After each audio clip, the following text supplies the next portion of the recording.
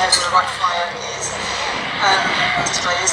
It's also very close to where sort of aircraft are, so please do talk to us and ask us good questions. And log on to the website. If you don't know where airspace is, it's the building.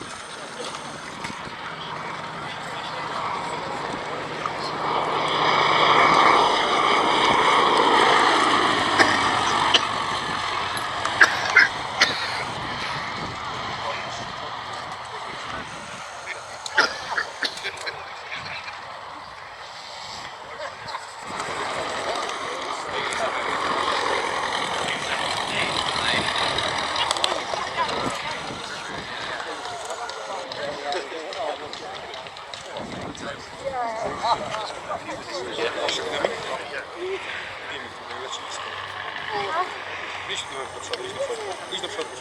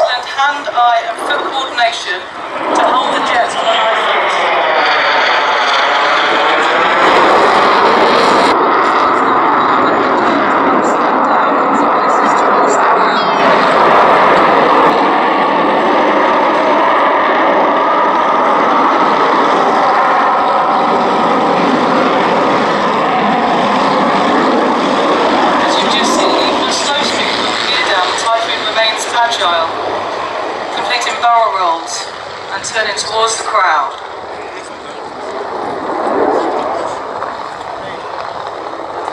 Keeping the jet nice and slow now. Johnny approaches us. And the noise changes the jet nearly upside down before pushing the jet around the corner in an outside down.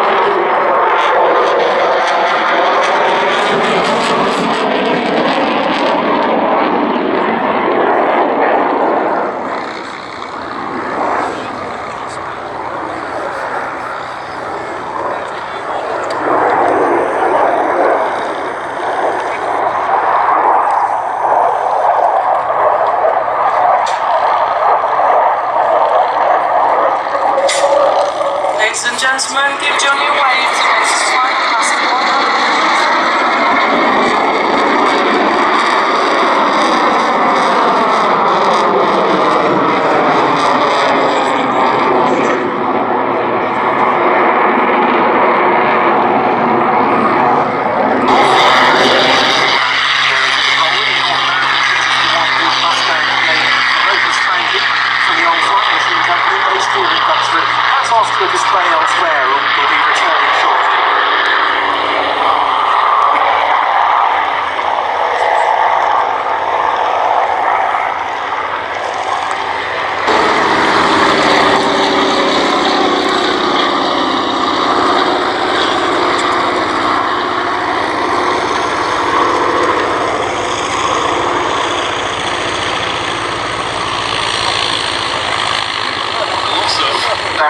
rescue Catalina was in the course of a very notable mission.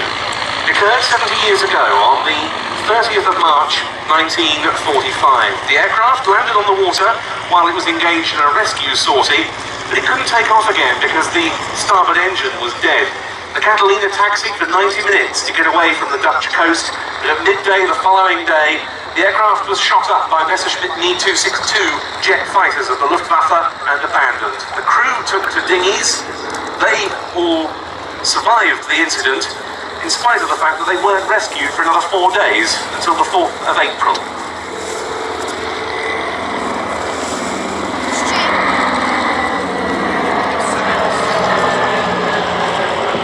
Those are the markings with the nose art and the name Lift Pickup, very appropriate to the Catalinas were put on service. They had the capacity to cover the gap and made quite a difference to that Battle of the Atlantic. And just a point, a minor point maybe, you referred to this correctly, of course, as an amphibian.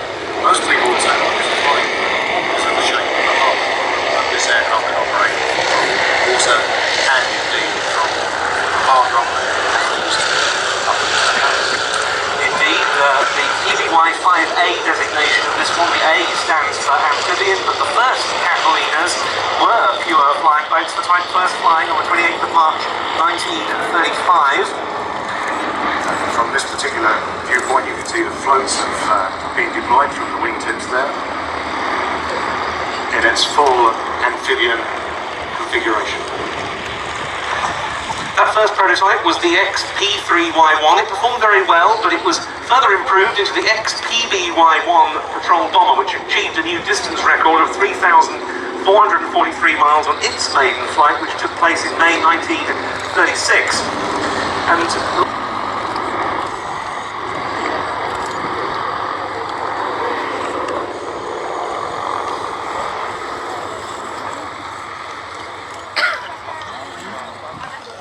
talked about the Battle of the Atlantic and the important part that aircraft such as this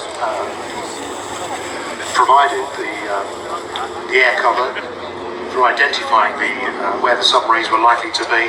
They also used to attack submarines as well. This looks a fairly benign aeroplane, but it did carry bombs, and they successfully attacked a number of the Kriegsmarine submarines, the U-boats, during the Second World War.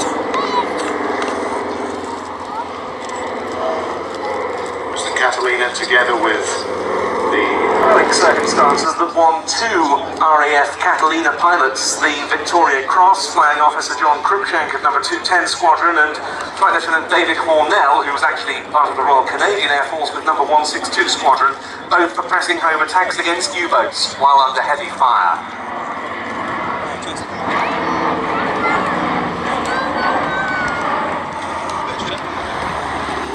As it turns downwind now to land, we get airborne from the grass 3 very impressive American-built machines of the interwar years. First off, the Beech D-17S, the Staggerwing. And that's followed by a little red and black machine that we've never seen before here at Duxford, that the Travel Air Type R, the so-called mystery ship. And then another aircraft that hasn't displayed here before, the Spartan 7W Executive. Blisters that give an outstanding view of this aeroplane if one is ever lucky enough to fly in it. Touching down on the grass, the aircraft captained today by former RAF Andover and Hercules pilot Derek Head. Holding the nose off. Standing replica built by the Vintage Aviator Limited in New Zealand. This of the Royal Aircraft Factory BE-2E. This aircraft provided to us by the World War I Aviation Heritage Trust.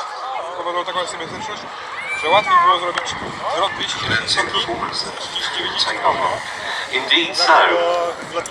And then the third of the trio, the unmistakable Bristol F-2B fighter, the Brisfit. This an original from the Shuttleworth collection at Old Warden. It was the Newport first into the air and passing up towards the western end of the airfield there, an aircraft plus the famous US manned Escadrille Lafayette. This replica appears in those markings, but also taking centre stage now in the lead, the BE-2E, followed by the Bristol F-2B fighter. BE-2s were based here at Duxford with one of the training units that was stationed here early in the RAF's history. Experimental, was constructed for stability in the reconnaissance role.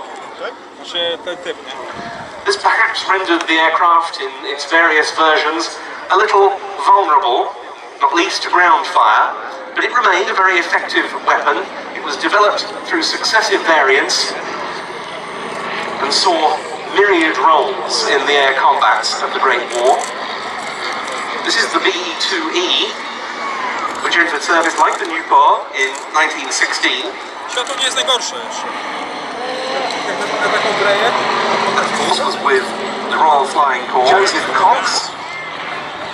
He was on their strength in the 1930s. Early on in that decade, Bristol fighters were still in use here with the Cambridge UAS at Duxford. And some years ago, to an Imperial War Museum researcher, he referred to the nature of the students that he encountered at that time.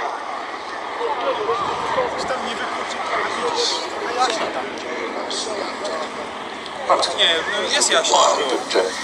I mean, wild in a nice way, a very nice way. And I can't think of one that really caused me any trouble.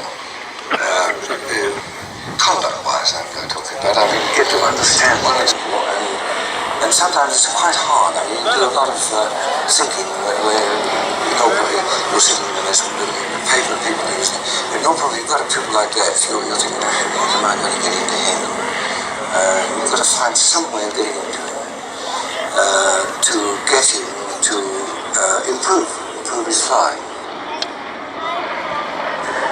The words of former Cambridge University, you can see just angling off its approach so as to land as much as possible into wind. Sight seen so many times in this airfield's operational history of Bristol fighter touching down. Yes, the Staggerwings, the Travel Air Type R, the mystery ship, and the Spartan 7W executive.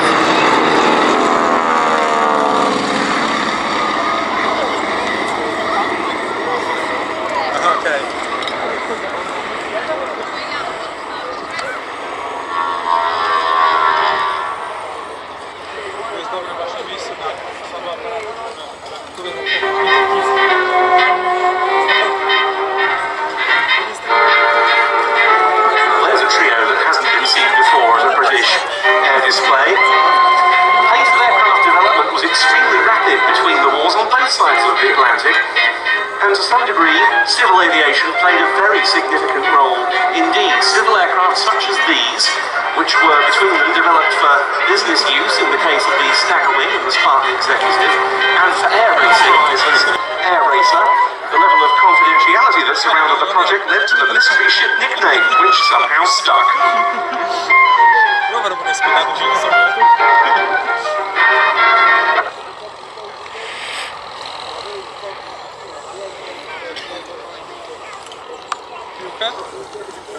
Nie, Bruno, bo to piłek na boisku. Dobra, ale co, patrz, obserwuj.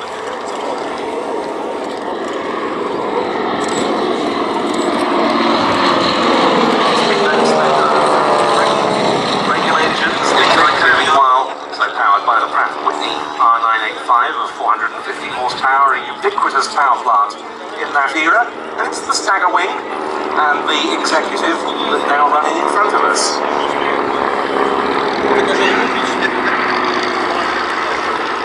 Ale co by z tą piłką robił?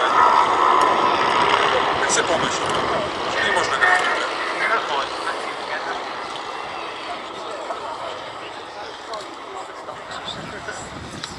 You can see when the aircraft is in front of us in plan form why the Staggerwing was so nicknamed. The Beach Model 17, the upper wing being positioned slightly behind the lower one. It was conceived as a fast executive aircraft.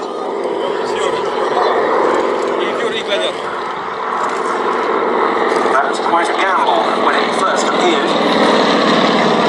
The shuttle of collections Gloucester Gladiator with it it, making its public flying debut, the Historic Aircraft Collection's Hawker Fury. US fighters of the 1930s, the Boeing P-26, the pea shooter.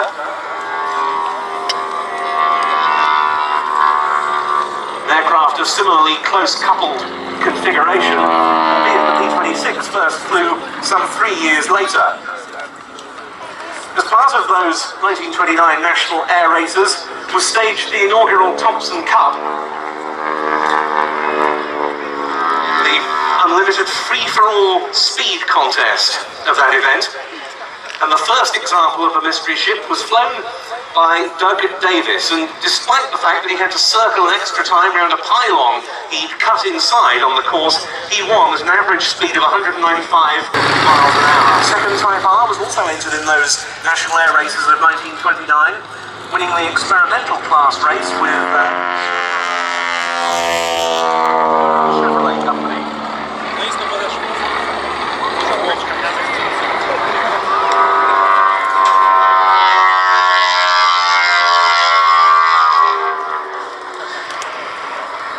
There were some very famous pilots of their day who flew mystery ships. One of them was a well-known female aviator, Florence Pancho Barnes, who used one to win the 1930 Women's Air Derby and to break Amelia Earhart's Women's Air Speed record at 196 miles.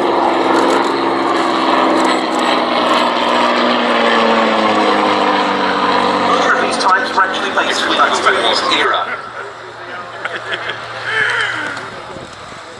Tyle grałeś i tyle samo. This is very No, w sali byli na pewno będzie to. Będzie pojechał.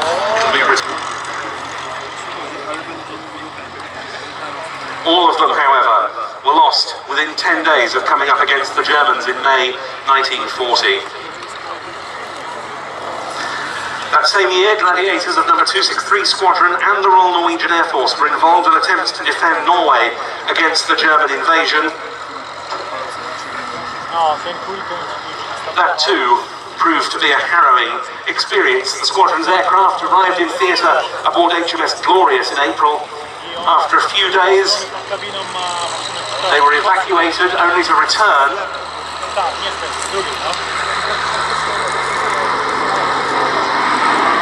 They would go on to claim 26 Luftwaffe kills. On the ship's evacuation in early June 1940, Glorious was sunk with the loss of all 10 surviving gladiators of 263 Squadron and 8 of its pilots. It was in Malta that the gladiators' perhaps most famous exploits occurred. A dogged defence of the island being put up in 1940 by a flight of Fleet Air and not just charity. Finland and Sweden used them successfully.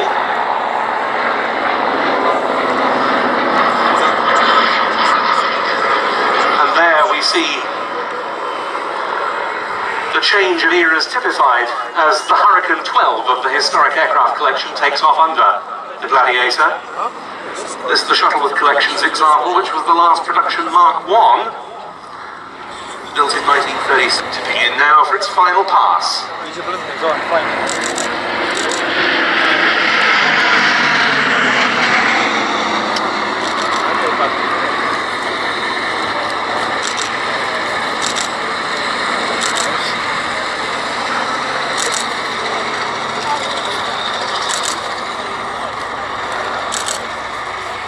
It does an extremely important part of the story of military aviation through the interwar and into the Second World War years.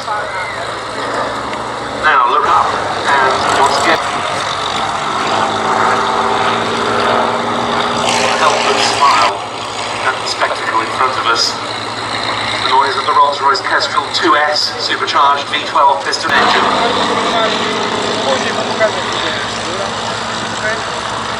The Fury was the second of the famous Hawker biplane warplane line after the Hart light bomber. Grew up from a 1928 submission by Hawker for a new, later sector with Kestrel. It was Frederick Rosier, who became a distinguished wartime pilot, where opposite commanding fighter commander.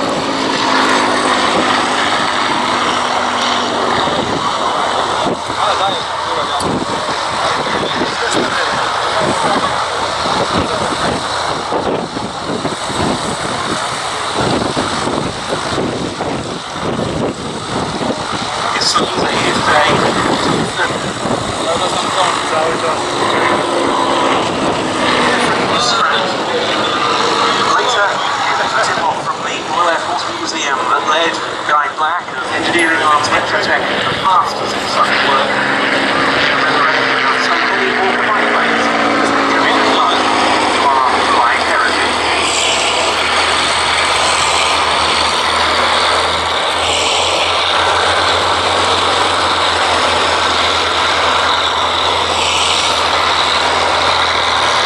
Restoration. This aircraft made maiden flight at Goodwood, not far from its former base at Tangmere, in the hands of Charlie Brown on the 30th of July 2012. There's been a few things to do on the aircraft since then, so this is its public flying date.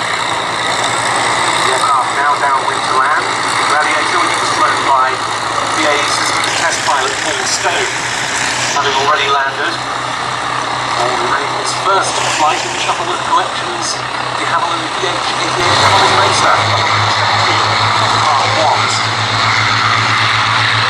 Now, here is another splendid sight, rolling the Bristol Blenheim 1F and two Supermarine Spitfire 1As. Było lepsze. Nie, no ale był. Był uzbrojony chyba zmniejszy.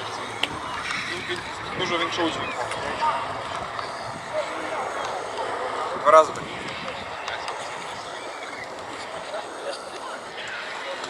Może świetnie.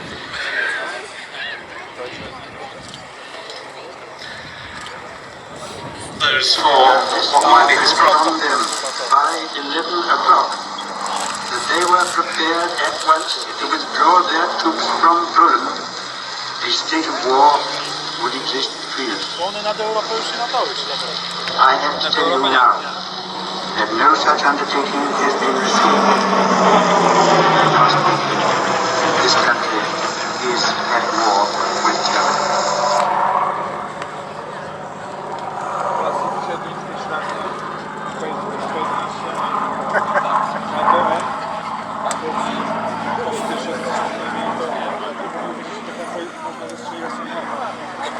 Trzeba było się napocić. Się być smańczyli, że były dużo lepsze samoloty niemieckie. Potem jeszcze walić tym bukanem. Ładować, które... To wystarczyło raz pociągnąć dobrze i dobrze. Właśnie karabiny można.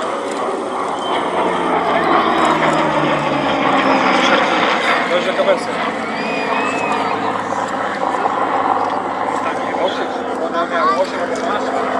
If the Fury had been the first RAF fighter capable of exceeding 200 miles an hour, the Hurricane set the next benchmark. An aircraft that first flew in 1935. It was the first able to exceed 300 miles an hour. It was the famous number 111 Squadron Treble 1 that received the first RAF Hurricanes in service at Norfolk just before Christmas 1937.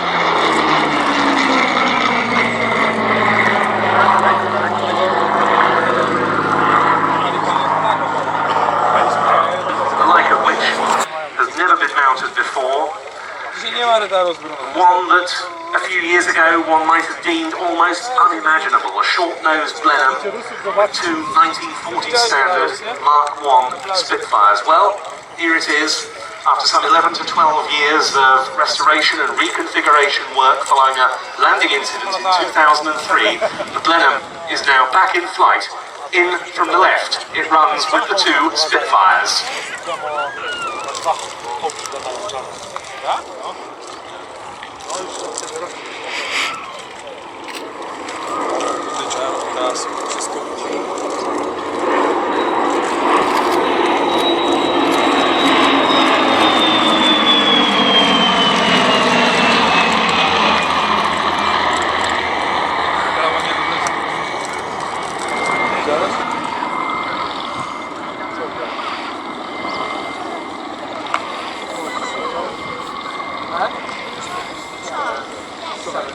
Dobra, jak wylądują te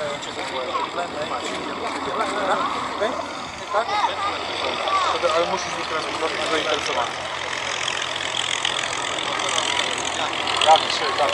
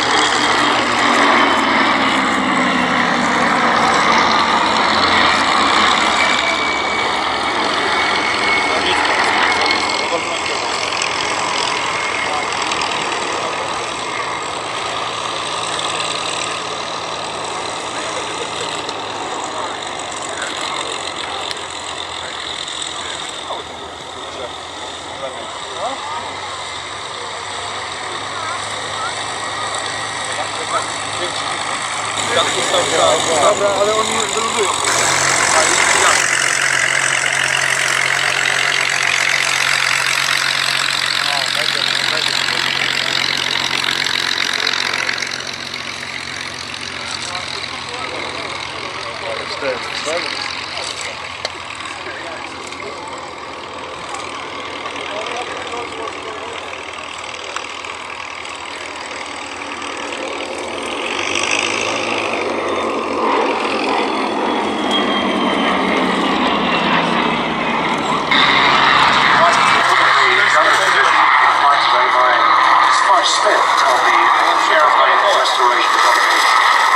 Making this flight extra special today. Off to the hole.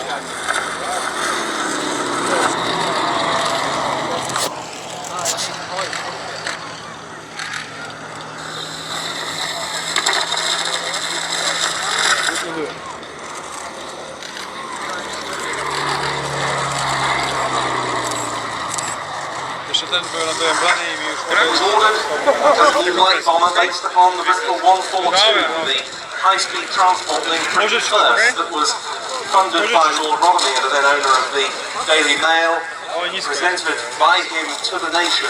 Great potential was seen in it as a bomber. But it entered service in March 1937 with number 114 Squadron at Whitton, not that far from here in Cambridgeshire. It replaced the Hawker Hind, and the performance advantage was obvious. A top speed of 260 miles an hour against 186 of the Hind. And potential was seen in the aircraft as a long-range fighter. And as such, the aircraft here has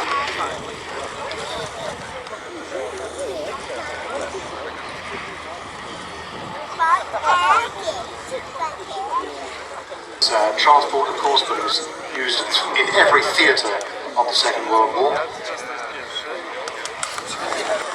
The RAF took its first Dakota on strength in the Indian theatre in 1942. It went on to operate some 1,900 examples.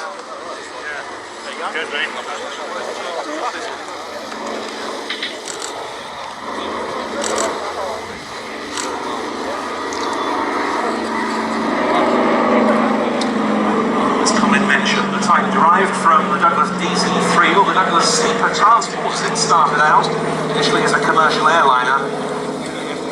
That was in 1935. It was another of those great interwar advances in aircraft technology. Made airline services across the US immediately faster and more profitable. The first military version was the VIP transport, the C-41. But its expansion into other roles was inevitable. And to the US Army Air Force, it was called the C-47 Skytrain. There was also the C-53 Sky Trooper, a variant optimised for the dropping of paratroops. To the British and Commonwealth forces, it was the Dakota. Wojskowy to się Skytrain, a cywilny to Dakota DC-3. DC-3 na pewno.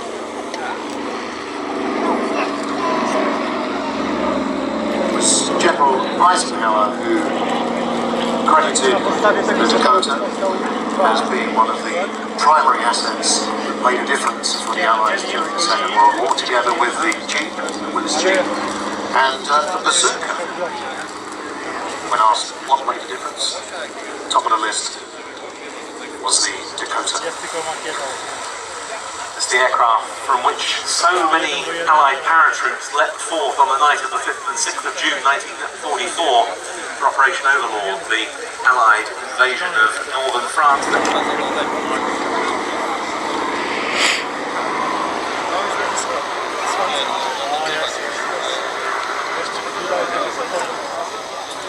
Good view there of the D-Day invasion stripes, adopted by Allied aircraft just prior to the start of operations in June 1944 as a means of identifying them from Axis types.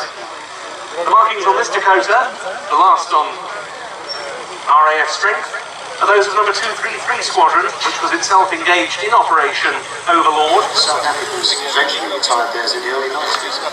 In fact, they still have some turboprop versions in service even today. This is the final pass, though, by the Dakota 3 of the Battle of Britain Memorial Flight.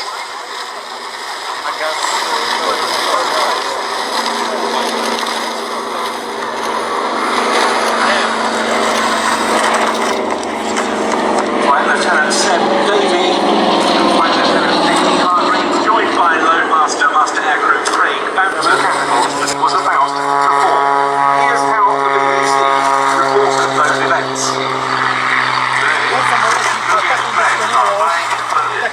Yesterday on the Rising Stars building, where the Red Army's banner of victory was hoisted yesterday afternoon.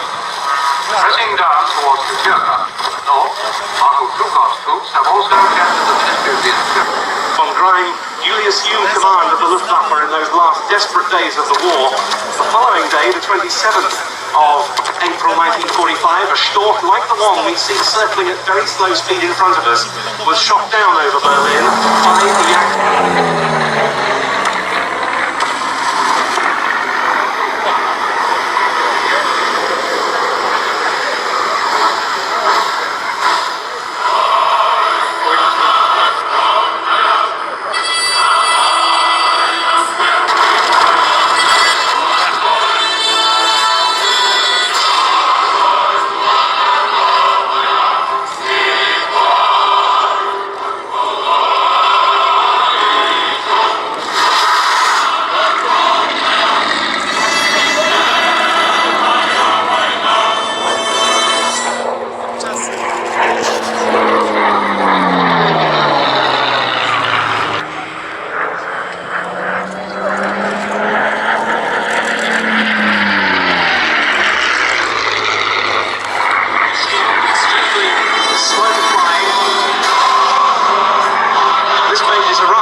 Target for a fast-moving fighter like the Yak-3 to shoot down.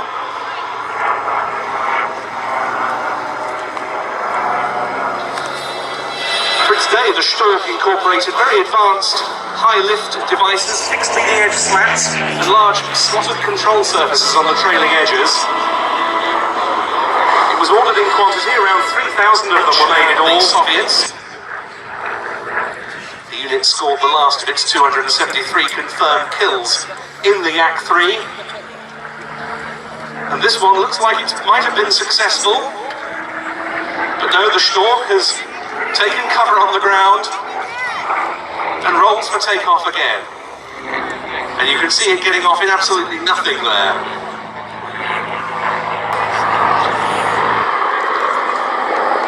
Of course, in order to operate effectively on the Eastern Front, the Yak fighters had to be rugged and easy to maintain airframes, and that they were.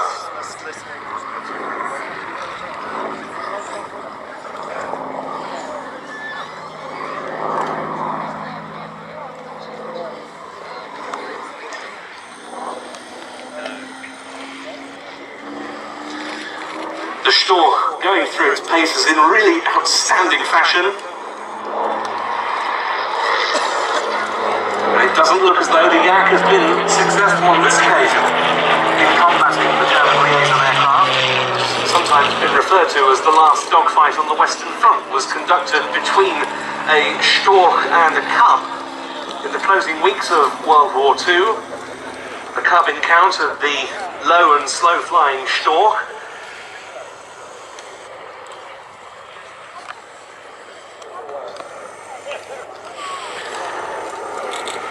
Was with gunfire from the observer in the Cub that the Storch was finally brought down.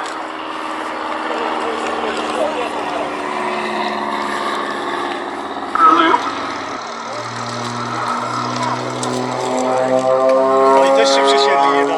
Very impressive German designed unlimited aerobatic aircraft.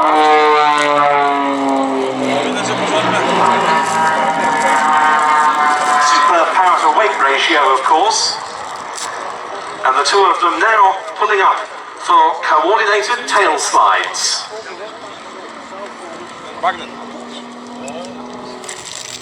Off comes the power, off comes the speed, and they fall briefly back through their own smoke before recovering and joining up in very short order.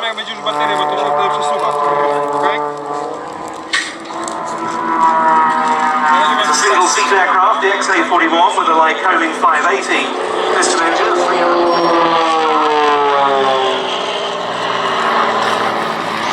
of a so-called Cuban maneuver with a roll left off the top.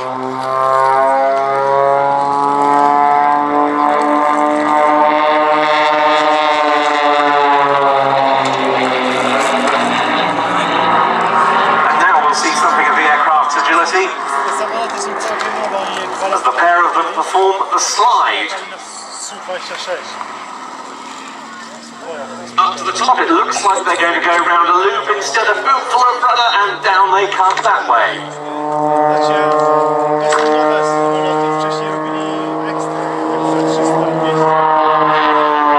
So a very clever change of display axis now heading out in front of us. The two of them, it's Paul Bonhomme in the lead, Steve Jones, the number 2. They're about to split to perform the heart.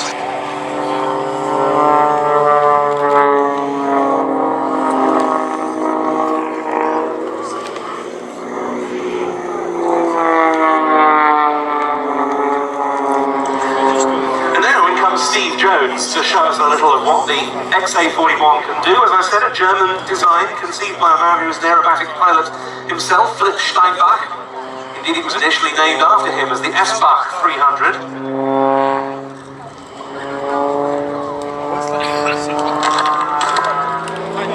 Of course, the aircraft has a very impressive spoke system.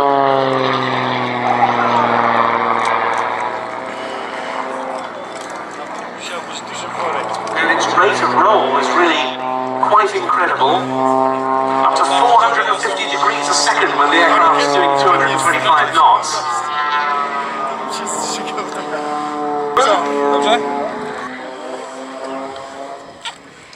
With the inverted aircraft rolling now the right way up.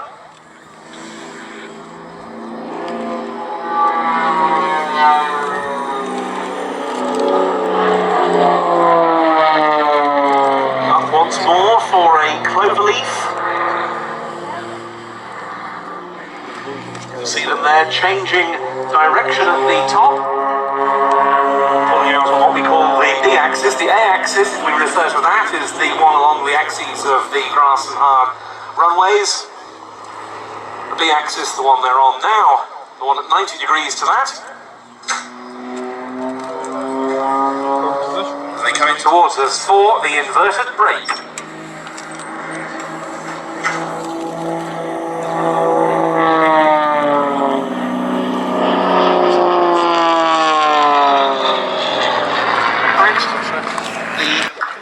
Flight of number 22 Squadron at Wattisham comes to an end on the 1st of July with the civilianisation of UK search and rescue services. This is one of 4 search and rescue flights operated within the UK by the RAF. There's also an additional flight in the Falkland Islands. This flight is manned by RAF crews from the UK on rotation. Hopefully the survivor for today is already in position on the airfield. And this is being played by Flight Lieutenant Duxford. As the sinking passes over the survivor, the smoke canister would be deployed to mark their position. Which one would do this? The aircraft would then fly another circuit to assess wind speed and direction using the smoke as a reference. The aircraft today is captained by Flight Lieutenant John Hill, and he is responsible for the overall safety of the aircraft and its crew. He's assisted in this role today by the co-pilot, Flight Lieutenant Bob Hughes, who will maintain a lookout from any hazards to the aircraft and to operate the aircraft radio. The sinking is also suited to the search and rescue role. So in order to the search to be carried out, the fleet will be searching the radar mounted on the top of the aircraft with the black dome. This is to help in navigation and to search for shipping. This is augmented by a multi-sensor turret that houses a TV camera and forward-looking infrared that can be used for locating casualties. As you can see, the aircraft is now being brought into the hover over the casualty. Once the aircraft is established in the hover, Sergeant Dave Williamson will operate the winch to deploy once the casualty will be on board the aircraft and then set sail for the nearest hospital. The scenario here at Duxford is just quite straightforward. Just imagine having to carry out a stretch on the injuries. The aircraft does have a long range and a large cabin that is capable of holding several casualties while providing sufficient space for medical treatment to be given. Wszyscy wyjechaliście z sprzętu. I to do momentu, As you can see on the to wszystko co pamiętam w samej podróży. W samolocie nic. As well as using radar and forward-looking infrared to carry out searches, you may notice the aircraft has two bubble windows, one on either side, which will be used to conduct visual searches. The aircraft is also fully capable of being operated using night vision goggles, which again would enable O 6. searches to be carried out in low light. This can be carried out as passes through the circular sensing by waiting to the moment they pass before they depart back to position.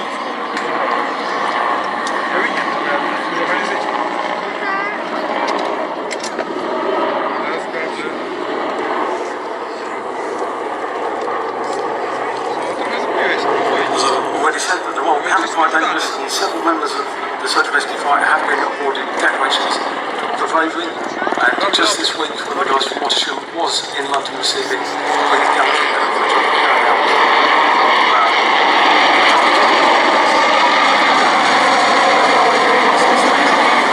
Deployed to a boat the equivalent height of a house. Jest kurde elegancko. Światło jest rewelacja. No. Ale kurde, tak naprawdę nie wiem czemu tego Black Hawka nie wzięli, kurde, skoro mają kurde fabrykę w Polsce. No bo potrzebowali wielkości kurczę Mi 17. Potrzebowali wielozadaniowe.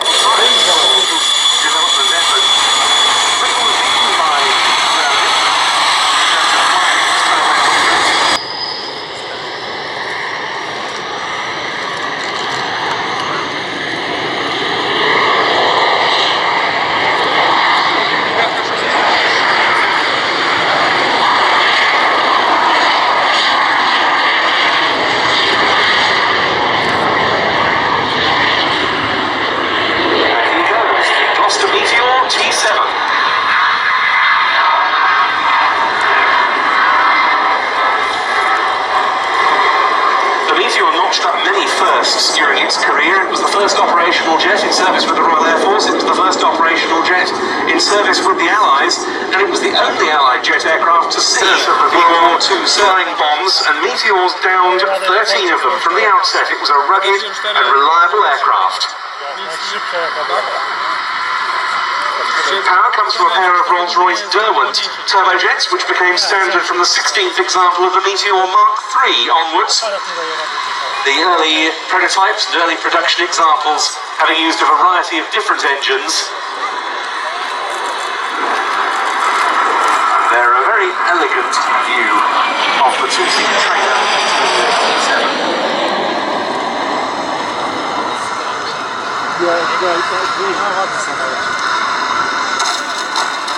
The exploits of the Meteor were, of course, a source of much pride to Britain.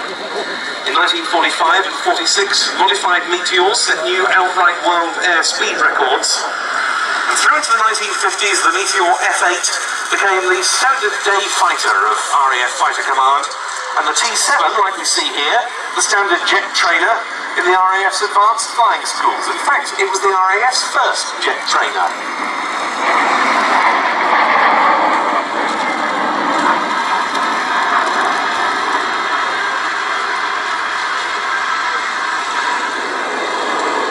Also night fighter variants, all built by Armstrong Whitworth, in which role the Meteor replaced the de Havilland Mosquito. By that time, the addition of the heavy airborne intercept radar in the aircraft's lengthened nose was taking the weight of the machine rather beyond the initial design specifications, but there were no commensurate increases in the aircraft's power, so performance rather suffered.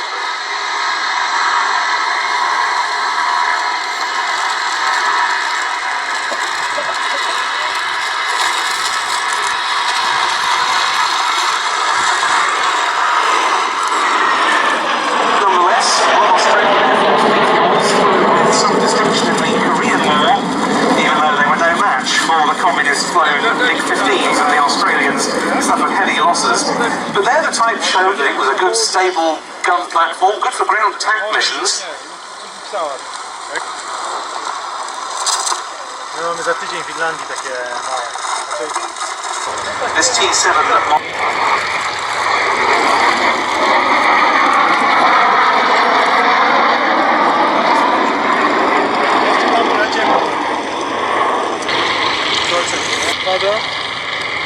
Na niego fajnie daje, ale... It's also proved useful for the classic aircraft trust to have this two-seat dual control meteor on strength. They have an NF-11.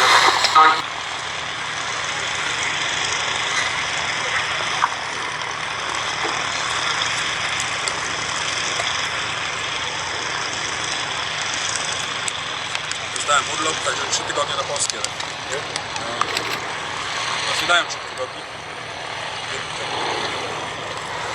Ale widać.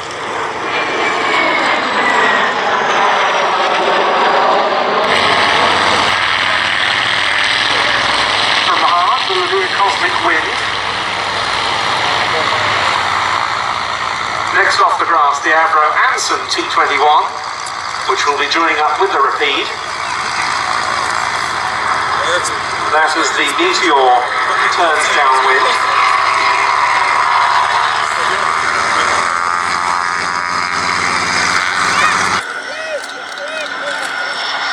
So the Meteor coming into land. I mentioned that it's been possible with this trainer version to do pilot training. At the moment the controls stay is the beneficiary. But now back to Second World War aircraft and two machines that are light transport to other RAF units. They were also key to the operations of the Air Training Corps, the civilian organisation that ferried aircraft from storage or manufacturers to squadrons. Here they come from the left, a very attractive pairing of the Dragon Rapide and the Anson.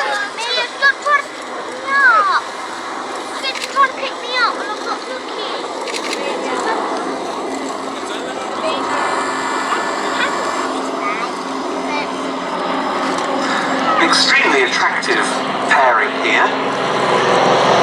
The lead aircraft, the Dragon Rapide, has its roots in the Hamlin family of small airliners that sprang up in the 1930s, following on from the DH-84.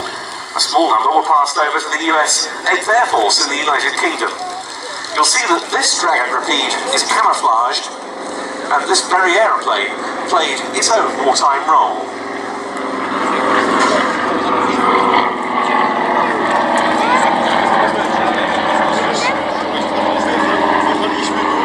Zależy, bo można widzieć wcześniej, albo chcieli się widzieć później, wtedy też. This one dates from 1941. It was built as a Domini 1 at de Havilland's Hatfield plant, serving initially with number 1 camouflage flight at Hendon, today the home of the RAF Museum London. But in the latter part of 1943, it was put back onto the civil register, transferred to an organisation known as the Associated Airways Joint Committee, and assigned to the Northern Division of Scottish Airways, who used it for scheduled services and ambulance flights. And it would have carried many diverse passengers during its operations up there in the Highlands and Islands.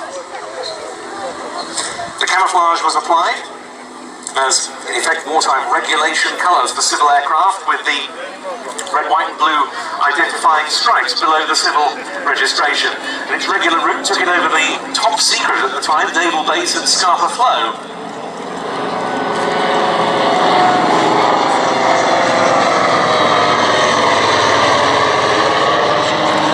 Behind it, the Avro Anson, which started out with a frontline role, namely as a twin-engine coastal reconnaissance land plane for RAF Coastal Command. It was the Royal Air Force's first monoplane to have a retractable undercarriage. And the first ones indeed went to Coastal Command in 1936. Bomber Command even took some on as an interim measure before definitive bomber types became available, and 26 squadrons in those two commands had Ansons when war broke out. Soon, aircraft were broken away. They'll now be dumbbelling round to land in from the western end. The Rapide that we see here, after the war, went to British European Airways, then through a variety of civilian operators. It was 40 years ago. Ladies and gentlemen, the 270-degree window there.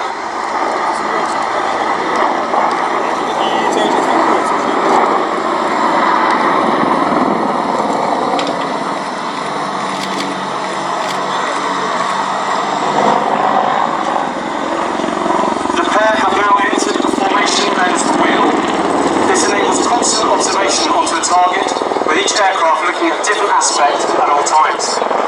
The Apache's 30mm cannon can fire up to 90 degrees off the direction of flight, allowing near continuous engagement from the pair. This formation was used extensively on operations in Afghanistan. All of the team today have operational experience from Afghanistan.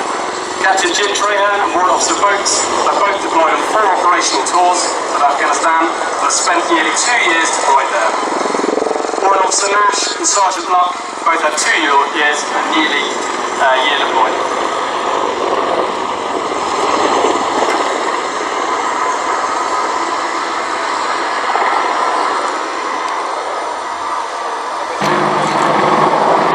The British Apache is built in the UK by Duxford. Provides the UK with an expeditionary strike capability, ready to deploy at short notice to defend British interests. Allows the aircraft to be watched now as both crews turn away from each other and pitch to 90 degrees nose down to fly away from the high hover.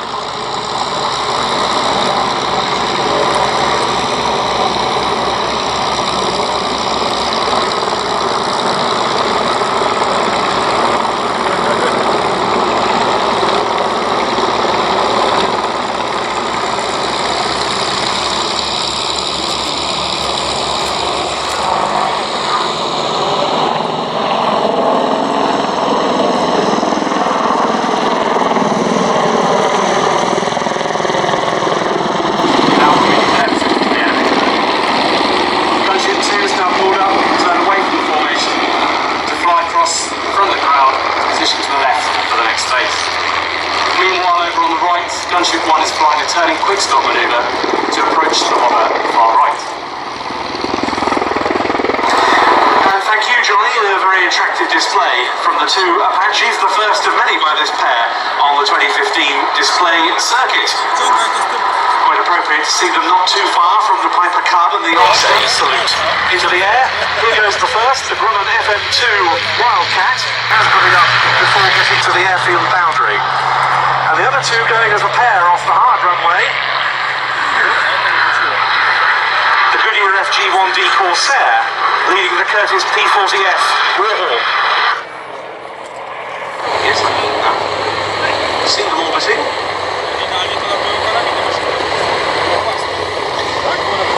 3 American types from 3 different manufacturers.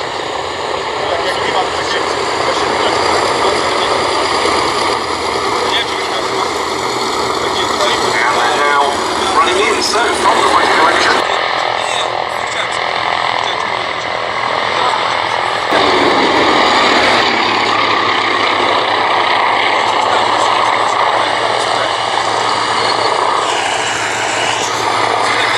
So, we see the diminutive.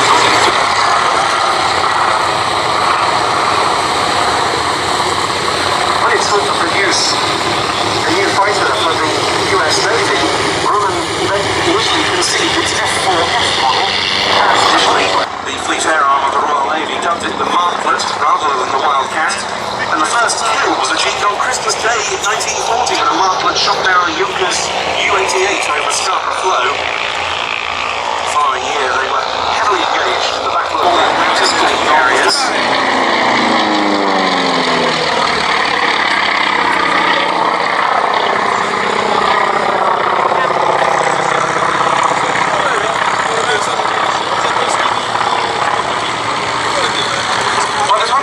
War started. This was the US Navy's prime fighter, but only 1 carrier-borne unit of Wildcats was fully equipped when the Japanese attack on Pearl Harbor took place on the 7th of December 1941. It didn't boast the performance of the Japanese Mitsubishi A6N0 destroyer. By that I mean the likes of the Battle of Coral Sea and the Battle of Midway. forces suffered severe defeats at American hands.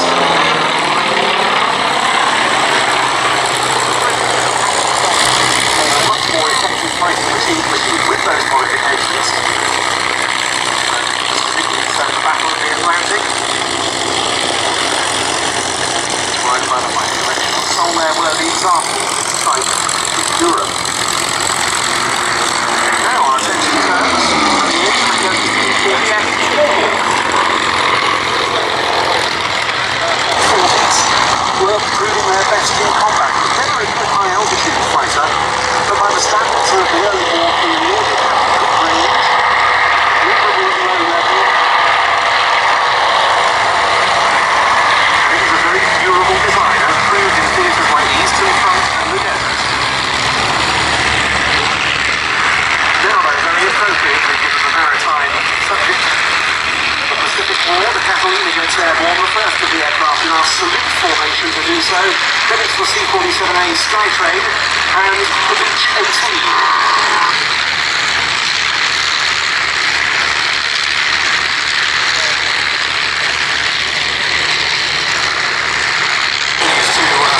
Show us what it can do. The other P-40 models have the Allison D-1710 engine, same as we saw in the new build F3 that was displayed earlier.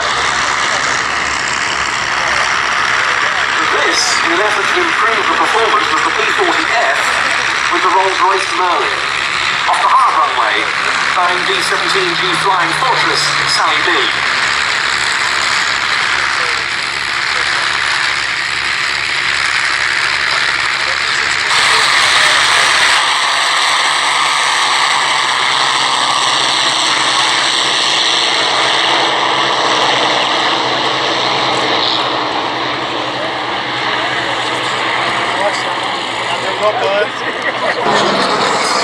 Operation Duxford in 1944, and the following year they flew from Royal Navy aircraft carriers HMS Victorious and Formidable to strike targets near Tokyo.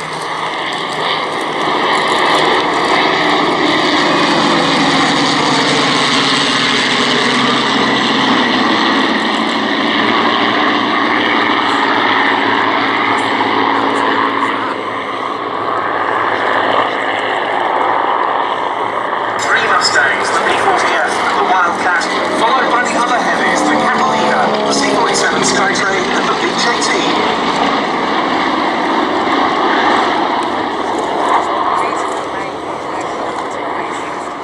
General Jodl, the representative of the German High Command, and of Grand Admiral Dönitz, the designated head of the German state, signed the act of unconditional surrender of all German land, sea, and air forces in Europe to the Allied Expeditionary Force, and simultaneously to the Soviet High Command. We may allow ourselves a brief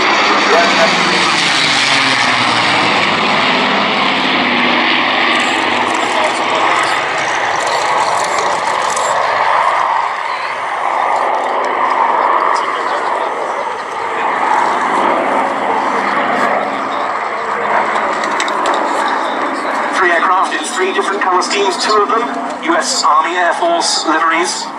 The one in the middle, that of number 112 Squadron, Royal Air Force.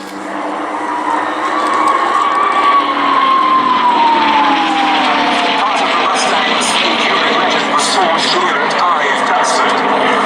The aircraft was developed to meet a British requirement. We needed a new fighter aircraft. We decided to turn to America. The British Purchasing Commission was set up with its headquarters in New York City.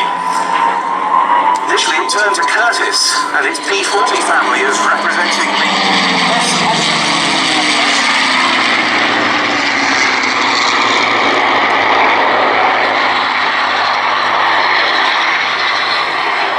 The North American Navy and the early trials of a Merlin-equipped Mustang by the Air Fighting Development Unit based at RAF Duxford confirmed that. Zdanie to głównie Europa.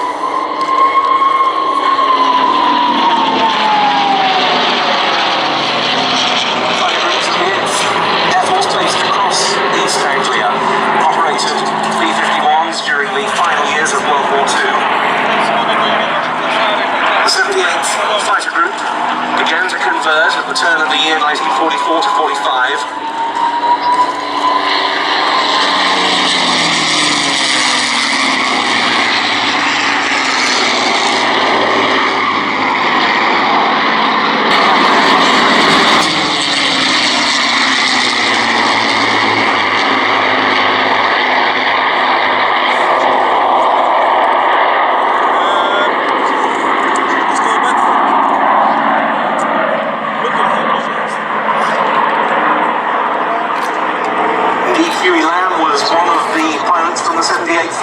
Took part in their last operational mission of the war, escorting RAF Avro Lancasters engaged in a raid on Hitler's mountain retreat at Berchtesgaden.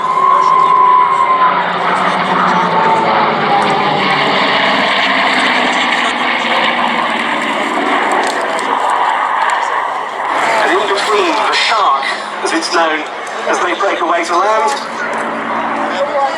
this aircraft was regular this 2012 has been given a very impressive were lost. No wonder that the B-17's operator Ellie Salingbow describes this aircraft as a living piece of our national heritage, one that must be preserved for the enjoyment and education of today's and future generations. The legend of the B-17 was forged in the daylight bombing raids undertaken by the 8th Air Force from 1942 to 45. The early experiences showed that the aircraft needed more defensive armament and a bigger bomb load. By the time of the B-17G model we've seen here, it had 5.5-inch machine gun, it had 13 rather, 0.5-inch machine guns, and there you see the bomb doors open. Bomb load between 4.5 and 8,000 pounds, depending on the mission. It was truly a flying fortress, able to withstand huge amounts of battle damage. Has fought on to keep the B-17 airworthy, and this they've always managed right up to this very auspicious 40th anniversary year. It receives no official support, and that the aircraft keeps flying is down to not least the members of the Sally B Supporters Club. They're members all around the world, dedicated to the B-17's upkeep in airworthy condition, and the funds raised will go towards that aim. Went to war in B-17s and other Allied bomber types. In this case, of course, we recall those particularly of the 8th Air Force. In the words of Ellie Salingbow, the aircraft's mission is to pay tribute to those who gave their lives for the freedom of Europe, a sacrifice that must never be forgotten. With this final pass from Sally B, we remember them, and we also use it with 2 engines with smoke on to salute the members of the Sally B Supporters Club who have helped keep this aircraft flying for 40 years.